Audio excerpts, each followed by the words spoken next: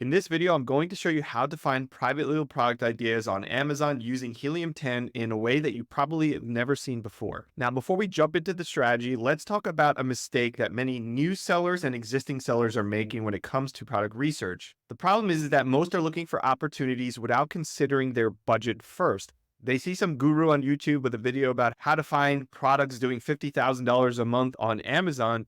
And while that's great, they're not considering the amount of time it takes to get there to that level, and also the amount of money that's needed to back that amount of inventory up to achieve that level of sales. So what I do is I teach people how to reverse engineer what type of products they should go after by starting with their budget first. The benefit of starting with your budget first is that it allows you to simplify and narrow down your product research according to what's going to work best for you individually. What I want you to do right now is I want you to write down the amount of capital or cash that you have available in order to be able to start this business, or if you're an existing seller, add a new product to your catalog. Now, to quickly explain this concept, let's say that we have $5,000 in cash as a starting budget, or in credit, doesn't matter. The simplest way to think about this is by using the rule of 1/3. For example, let's say that I have $5,000 in starting capital. If I use a third of that, that means I have $1,666 in order to purchase inventory and land that at Amazon. The benefit of using 1/3 of that, so the 1,666, is so that this way, if the product goes really well, I have extra cash to order as soon as possible. If the product is doing even better than I thought it was going to do, I can order more inventory than I did the first time around. On the opposite end, if the product doesn't go so great, then I have more money available so that I can launch a second product or a third product after that. So the point is, you don't want to use all of your available cash in order to launch the business. You need to keep money aside. Now, if you're interested in understanding the way that all of the cash flow works in this business, let me know that you're interested below and I'll create a separate video covering all of that. But let's now jump into my screen so we can go through Helium 10 and I can show you how to use this methodology of starting with your budget to do your product research. Okay, so now that you have your starting budget in mind, let's go into Helium 10 and look at several different ways that you can find product ideas based on your budget. So let's say that, again, I have a $5,000 budget. This is going to come into play when we're looking at setting the revenue filters. Now, one of the other mistakes that I see a lot of people make over the years of teaching this is they follow the criteria that they see somebody put in a training video, and they all copy that same criteria. And what ends up happening is, because they're using a database of products right here inside of Helium 10, they end up all finding the same products, right? And they all end up launching the same products. So the reason why I like to focus on budget is so that you can make these numbers unique to you, so you're not finding the same products as everybody else. Now, the tool that I'm going to be showing inside of this video is going to be Helium 10 Black Box. You're just going to come into Tools and go to Black Box. I have a link below with a discount. If you don't have Helium 10 yet, you can use my link below. And what you're going to do is start with categories. Now, what I want to tell you about categories is this is very important. Okay, there's two kinds of spectrums of categories on Amazon. There are the categories that are more complex, have more red tape, higher barrier to entry. And then there's the categories that are much easier to get into, that anybody can get into, that have less complexity, less red tape. Now, depending on where you are in your journey as an Amazon seller, it's going to be important to decide on the right kinds of categories first. If you're somebody that's already selling on Amazon and you have some experience, I highly recommend that you think about going into the categories that everybody tells you not to go into. It's very common that you hear people tell you, don't go into electronics, don't go into products for babies or kids, anything that's going to have FDA regulations. All of these things are categories where nobody is going into them that is starting out. Okay. And so you have all the beginners focusing on these other categories. Now, if you are a beginner, the only reason why I would recommend that you don't go after those, categories that have more red tape to them or higher barrier to entry is just because you want to have some quick wins. The benefit of going into those categories that have the red tape is there's less competition there. It's harder for people to just duplicate it. But I don't think you need to worry about that right now. You want to just get some quick wins. What I recommend you do, by the way, is just start with one for each search. If you select too many, you're going to just get too many results. So just pick one at a time. but I'm going to go right past all of these that you see here. Now, arts, crafts, and sewing, there could be some interesting products there, but typically they have a lot of pieces.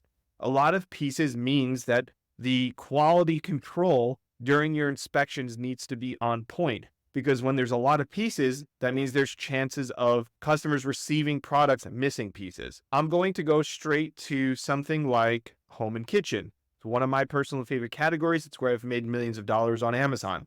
And you could even sub niche down to kitchen and dining if you want. So we'll start there. The next thing is, keep in mind, we're starting with products. Okay. There's products and keywords. You need to understand the difference between what these two tabs are. With products, we're just finding individual products that lead to markets. With keywords, we're finding markets, not individual products. I like both of them. So we're going to start on products, and I'm going to show you how to use this. But just keep in mind that the criteria we enter here is just for a single listing, right? It's going to return back to us the listings that meet the criteria we enter. Then from there, we need to actually go and find the market so we can validate and start that process of understanding, is this a good product opportunity? So the first thing is, you don't really need to worry about the number of sellers. I mean, you could set a max on this if you want to try to avoid those listings where it's people, reselling. As far as the price goes, my personal preference is not to focus on cheap products. And the reason for this is because if you think about it logically, if you sell a product for $30, you're going to net more profit per sale than if you sell a product for $9. Now, of course, you can make money sometimes with cheap products, but the cheaper the product is, the smaller and lighter that product needs to be. So if it's something really, really small that can be very light and very small to ship, then maybe you have some profit there. But my question to you would be, would you rather make $1 to $2 per sale after factoring in Amazon's fees, advertising, your cost of goods, or would you rather make $10, $20, $30, $50 per sale after all of those? I'd rather go with more expensive products. Now, just because the sale price is higher on Amazon doesn't necessarily mean that it's going to cost you more in inventory. This is where the revenue range is going to come into play, but more expensive products may sell less units per month, and it may equal out to what a cheaper product would be per month, right? So my rule of thumb, you're going to see varying opinions about this, especially all over YouTube. Some people will tell you minimum $15, $16. If you have a really small budget, maybe you should go with that type of price point. But again, keep in mind that when we're setting the price point here, we're only talking about an individual listing. When you look at a market, there will be product prices all over the spectrum. You'll have some that are cheaper, some that are in the middle, some that are on the higher end in the premium side, right? So just take that price point with a grain of salt. For me personally, I like to go after products that are $60 and above, but for you, I would say a minimum of $25. These days, the cost of PPC per click is much higher than it was when I started back in 2016. So you're going to have a minimum amount you're going to spend per click, which is going to cost you money out of your profit. So I like to have a cushion there. So I'm just going to put 25. You can put a max if you want, maybe like $100. The next thing is the review count. So we have a specific methodology that we follow for validating products. I'm not going to go over that in this video, but just for the purpose of this video, I am going to personally just set it at a max of 350. What I'm trying to do is I'm trying to find listings that are generating a good amount of revenue without having tons of reviews. You may think that 350 reviews is a lot, but there are ways these days to get reviews using the Vine review program and variations in order to combine them and get reviews, right? That's a separate video, but I'm going to just use 350. Feel free to put whatever number you want there. The main thing I want you to focus on is the monthly revenue number. So I'm going to give you 3 different tiers of revenue ranges based on your budget. If you have a $5,000 budget, you want to focus on a revenue range of $5,000 to $15,000. And I'll explain why after I give these to you. If you have a $10,000 budget, you want to focus on a range of revenue from $10,000 to $30,000. And if you have a $20,000 budget, you can go with a range of $20,000 to $60,000. So if you notice, there's a common theme there of how we're increasing the range based on the budget that we have. Because you have to think about it this way. if you have $5,000, right? We know already, because I talked about it, that you're not going to be starting with all $5,000. You're going to use a third of it. And so we can only afford with $5,000 to be in a niche where we're making $5,000 a month in sales, because part of that $5,000 a month in sales needs to be used for your cost of goods, right? Usually your cost of goods can be anywhere from 15% to 30% of whatever your sale price is, or your revenue, however you want to think about it. So the point is, we want to focus our strategy on the monthly revenue based on our specific budget so that we can find products that fall within what would meet our budget.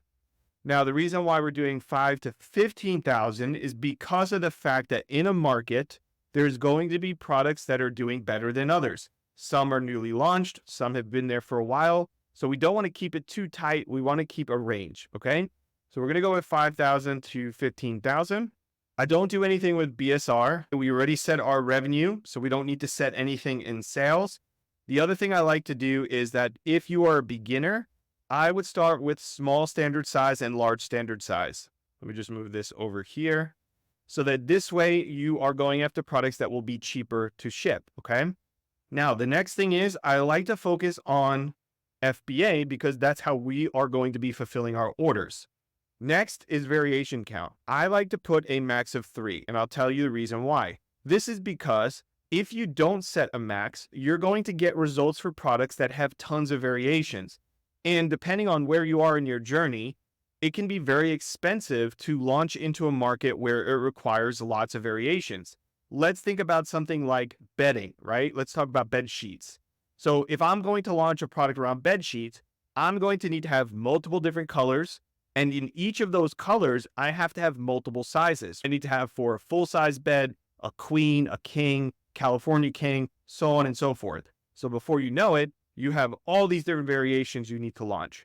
I recommend, even if you're a beginner or you've been selling for a little while now, just stick with a max of 3 variations because it's good to be able to add variations. It's a great way to scale. Besides that, there's a lot of different strategies that you can do within here. Some examples of this are you could focus on finding products where they're doing really well with only a couple images. This means that they haven't optimized their listing, but yet they're doing decent revenue even if they only have 1 or 2 images.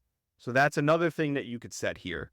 But we're just going to stick with what I put in here. And again, you have to customize this based on your budget. So I'll put below the video those 3 different revenue ranges so you have that information. Now what we're going to do is go ahead and click search.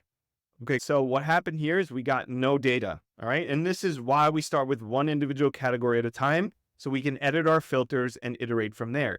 So what I'm going to do is open this up a bit, and instead of doing kitchen and dining, I'm going to go to home and kitchen and then search again and see if that improves the results.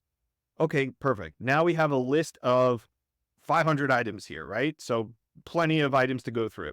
So what I want you to do is, as you're going through this, quickly, I want to show you, you can add this to your list. Now, the question becomes at this point, which products do you decide to select to look at further? You have to think about it like this. I like to tell people that are new to this, at least, to start with things they think they understand. The reason why I say that is because when you understand something about a product, it makes it easier for you to figure out how to differentiate things, how to write the listing, what the images should look like. Now we have AI these days, so that can help us with figuring these things out, even if we don't understand the product. But I think that for a beginner, it's a good place to start. Trying to think of product ideas that you understand.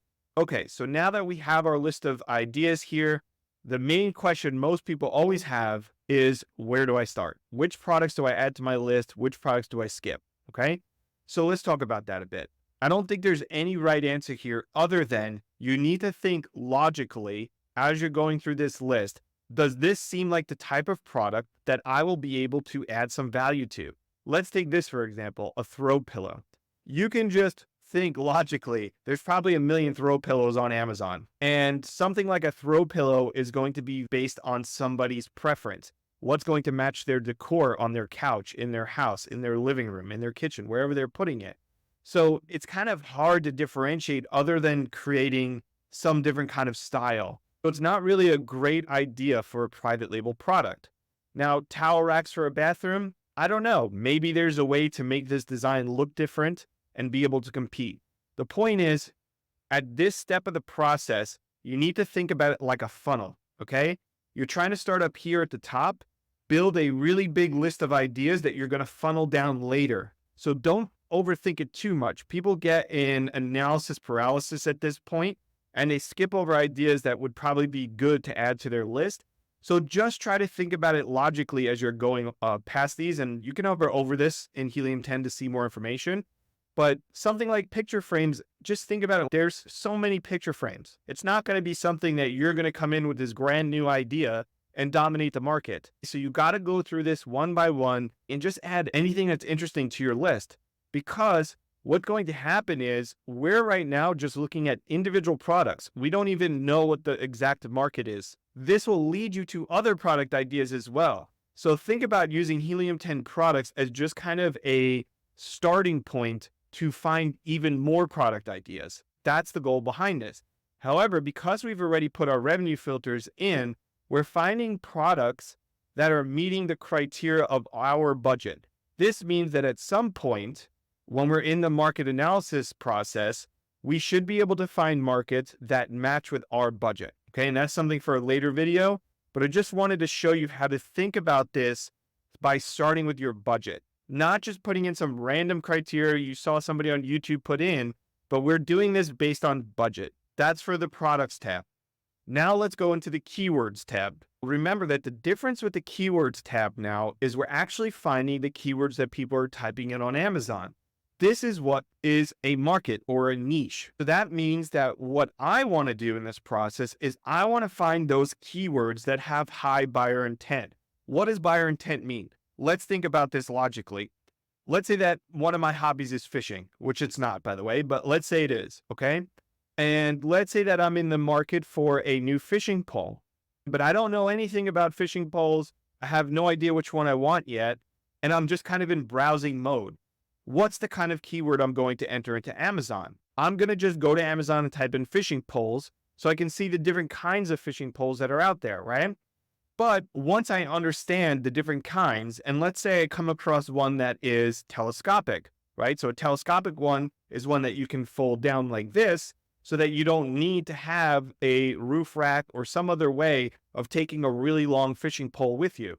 So this meets a specific demand, right? It solves a problem. It's a specific solution. If I'm a customer and I now know, okay, these collapsible ones look really interesting to me, let me go there and look at those.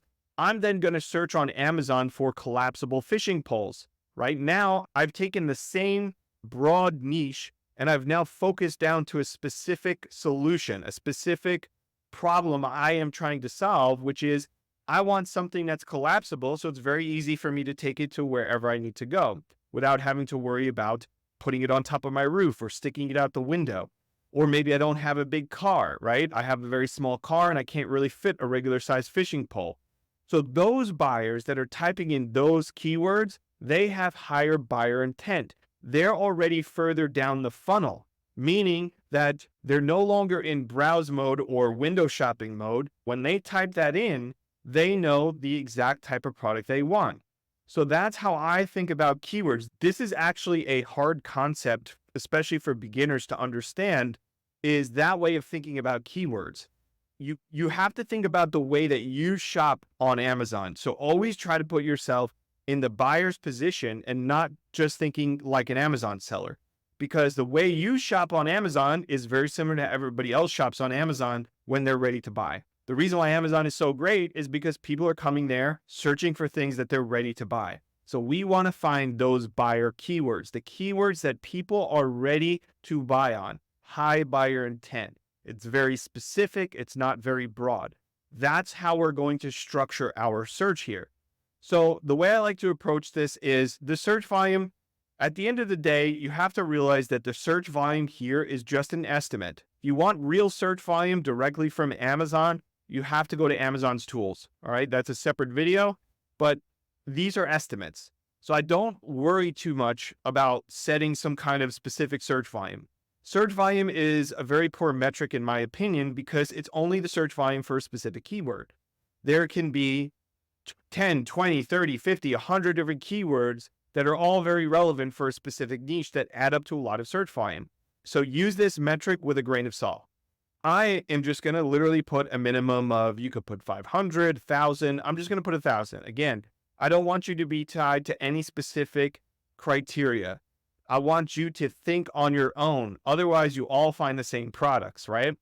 Now, monthly revenue, this is where you would want to use your revenue range that we talked about based on your budget. So we're going to put 5,000 to 15,000. Now, again, price point, I'm just going to put a minimum of 25, even though I'd personally go higher. But the main thing to this strategy is to use the word count field. You want to put a minimum of 3 words. The reason why is we're looking for those high buyer intent keywords where people are searching for something very specific. I don't put it at 4 just because sometimes in some markets, there are only keywords that have 3 words that are very specific. So I'm going to put 3. Category, same thing. Just pick something that you want to start with. I'm going to do kitchen and dining. Variation counts, I'm going to do a max of 3. Fulfillment, I want to look for the same type of markets I will be in, which is FBA.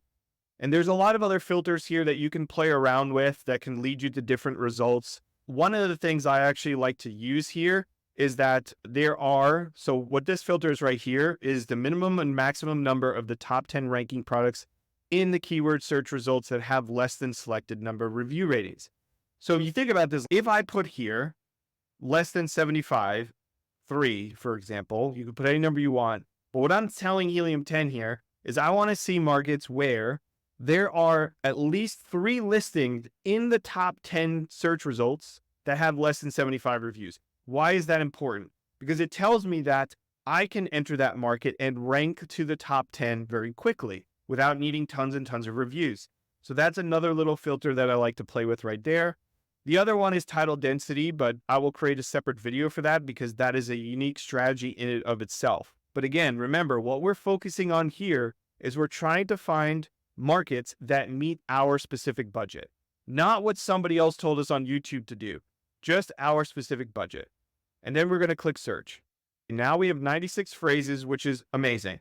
The one thing I want you to know about the keyword search feature inside Helium 10 is that if you search too broadly, what's going to happen here is it will say 200 plus, but it will not show you any of the results after 200. So there could be 3,000 different types of keywords that meet the criteria you put, but you can only see the first 200. So what you need to do at that point is if this is over 200, you need to tighten up your criteria to try to get it under 200. What I mean by that is I could come here and let's say do a price point of 25 to 35. If that brings me under 200 and it says I have 175 results, great. Then what I could do to find the next set of keywords is I can now change this to a minimum of 36 and then a maximum of, let's say, 45. So I'm just changing one criteria at a time to get to that next set of keywords. I don't think a lot of people know that about this part of Black Box. So I just wanted to make sure you were clear. Now, the first thing I do before actually selecting any products is I want you to go to add to keyword list and I want you to create a new folder. Name that folder, okay, whatever you want. And what we're going to do is as we go through, we're going to select product ideas that seem interesting to us. Don't worry about all this other information here. We've already set our criteria, so don't worry about what this is saying. Read the keyword, think about what it's saying, okay? Poultry, shrink bags, pie irons for camping, round cutting board. You know, some of these are very broad. This, I think, is very specific. Maybe there's other keywords that have sizing in them, that's fine. But we could add this to our list of ideas. So just check it off for now. You go through this, you look for things that are interesting, right? Taco holder disposable. I have no idea if that's a good product idea yet, but I can add it to my list and look at it later. Again, the big mistake people make is they overthink all of this. They're trying to find these perfect products which don't exist. Just build a very big list of product ideas that you can then look at later and refine them. You want to think about product research in stages. You want to bulk idea generate, then you want to use some kind of criteria to initially cut things out very quickly, end up with another smaller list, and then keep going from there. So again, we're funneling down, okay? So don't overthink this too much. Let's use this as an example. Martini glasses set of 6. Martini glasses are going to be fragile. This is going to require very special packaging to make sure that they're not going to break in transit. I know this personally because I've sold a lot of glass products in the past, and I can tell you it takes very long to figure out the right packaging, and you're still going to end up with people that get broken products. It's just part of selling fragile items. So for beginners, I wouldn't recommend that. If you're somebody that's more advanced, you understand packaging, you understand how to optimize that stuff, no worries, not a big deal. Something like a deep fryer basket, this is something that's an electronic that most people tell you to stay away from, and that's fine if you're a beginner. If you're more advanced and you can handle this type of research and getting the right certifications and doing a lot of testing with the factory to make sure everything works correctly, this is a barrier to entry, which is good for you. So anyways, just go through this, add these things to your list that look interesting, go through all the pages. Once you're done with that, what you can then do is come back up here, change some kind of criteria to go to the next batch. So for example, let's say I had put 1000 to 2000. I could then go to 2001 to 3001. Otherwise, what you can do is then change the category to something else. Okay. Again, all you're doing here, just build a big list of ideas. So we're not going to go through all the validation steps in this video, but I wanted to show you 2 different ways to build a large list of product ideas that match your specific budget. I hope this video was helpful for you. I've helped many sellers over the years learn how to do this business and scale to 100K a month, but this is the first time I'm finally deciding to make a YouTube channel. So I'd appreciate it if you like this video, comment on it, subscribe to my channel, where I'll be sharing more information about how I built my business and sold my 3 brands.